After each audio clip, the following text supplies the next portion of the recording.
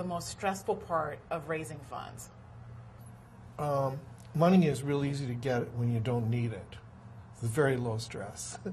Therefore, that means when you do need it, it's hard to get. And that means, therefore, that it is stressful.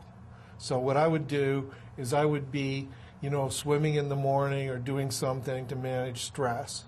Maybe, keeping some Tylenol nearby because you're going to get a lot of no's. One deal that I did, I built a motor hotel up north a number of years ago, and it was a bad environment. The interest rates at the time were around 16%. And people said, nobody can get the financing to do this. So I phoned 166 banks, and the 167th bank said yes.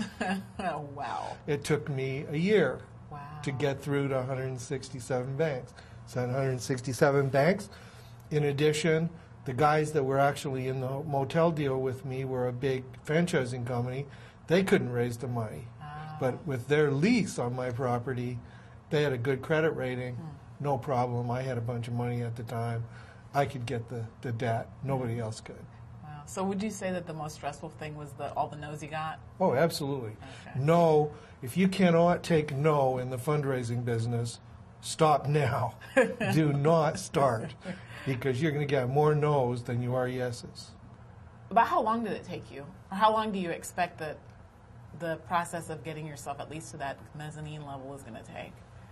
Well, we're just at the roughly $4 million level right now.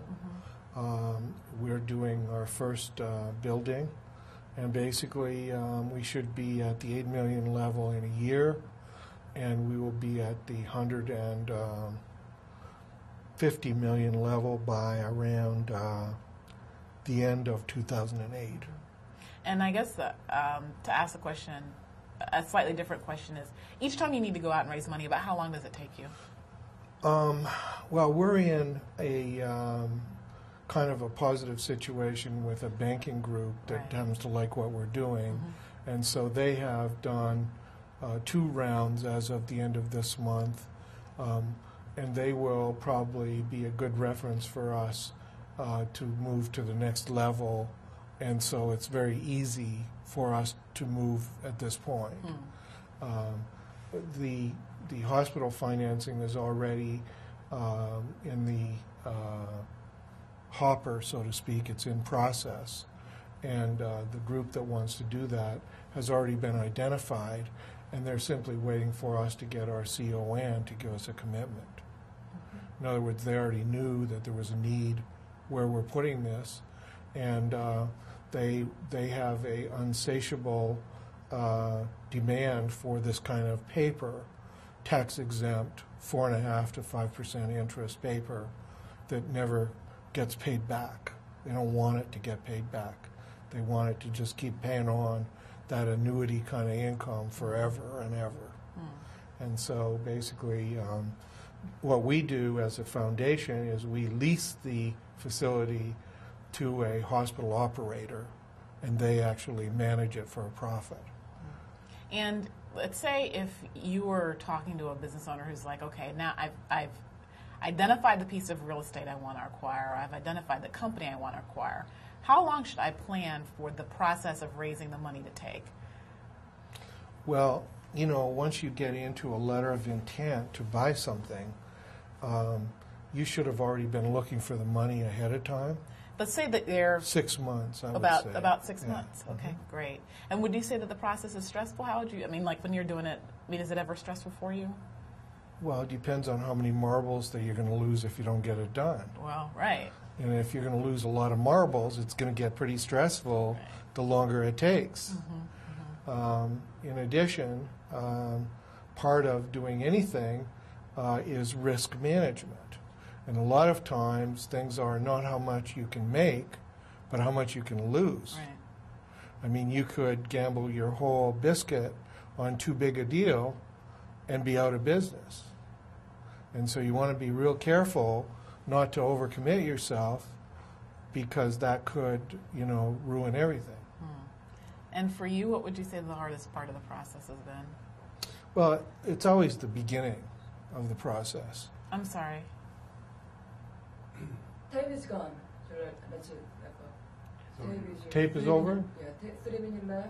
3 minutes left? Okay. Well, the beginning is the hardest part. You know, at the point in which the values have not been increased, at the point that, you know, the risk is that the value is not really there. Whereas in our case, we were able to prove that the value was there on our recent deal.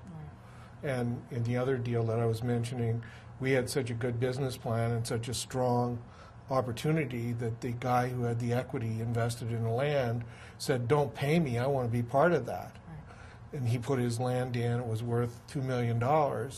So, you know, that was a quick fundraiser, right? He saw the drawings of what we were going to do and said, I want in on it. That it's over. We didn't even start looking for the money. So we got a commitment for the financing based on the combination of equity, the building plans, and the influence that we have in 10 days. Well, Wayne, thank you so much for joining us today. Well, I'm very pleased to be here, and I hope those that see this are able to, you know, find a way to get their deal done and manage the process in an orderly manner with no stress. Great, thank you. You're welcome. Thanks so much for joining us today on Anona Speaks. We've been talking about how to raise $10 million in investment capital, and I hope that that's been helpful to you. Our goal is to engage you in a conversation for how to turn your company into one of growth, fun, abundance, and joy. You can catch us on the web at www.anonaenterprises.com. See you next time.